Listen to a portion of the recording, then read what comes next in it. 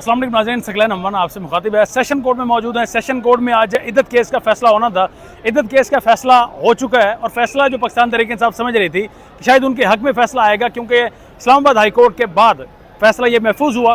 फैसला महफूज होने के बाद आज 3 बजे ये फैसला सुनाया जाना था और फैसला 3 बजे सुनाया गया, लेकिन वो पाकिस्तान तहरीक इंसाफ के हक में नहीं था, बल्कि फैसला PTI के अगेंस्ट आया। यानी अपीलें जो थी, जो इमरान खान के वकला की जानिब से दायर की गई थी उनकी ज़मानत के लिए, उन अपीलों को डिसमिस कर दिया गया। इसका मतलब ये है कि इमरान खान और बुशरा बीबी इद्दत केस में अब रिहा नहीं होंगे, वो गिरफ्तार ही रहेंगे। मेरे पीछे आप मेरे अकब में जो जम्मे गफ़ीर देख रहे हैं, ये वो पब्लिक है, वो इमरान खान के चाहने वाले सपोर्टर्स हैं, जो आज ये उम्मीद लगाकर, ये आस लगाकर आए थे कि आज इमरान खान उनके इस केस में भी उनको जो अपील है ज़मानत की वो मंजूर होगी या उनकी सज़ा मुअत्तल होंगी, और उसके बाद इमरान खान चूँकि इस केस में अंदर हैं तो उसके बाद शायद इमरान खान अडियाला से बाहर रिहा हो जाएंगे। लेकिन ऐसा नहीं हो सका।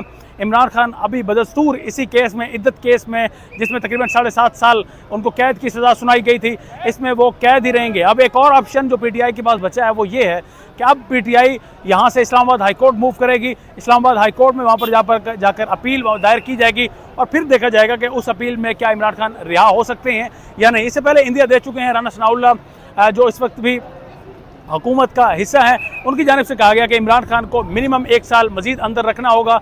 अगर कोई और केस भी बनाना पड़ा तो वो केस भी बनाने से नहीं हिचकिचाएंगे। ये चंद ही दिनों पहले एक निजी प्रोग्राम में उनकी जानिब से ये गुफ्तगू थी।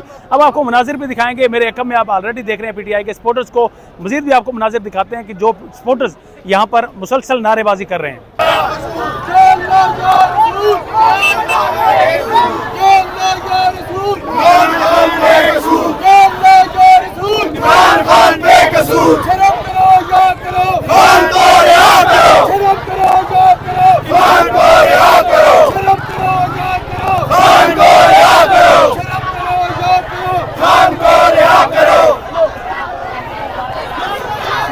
इस वक्त चूँकि फैसला आ चुका है इद्दत केस का इमरान खान के खिलाफ, तो इसी वजह से लोग यहाँ पर पाकिस्तान तहरीक इंसाफ के सपोर्टर सड़कों पर इस वक्त सरापा एहतजाज हैं।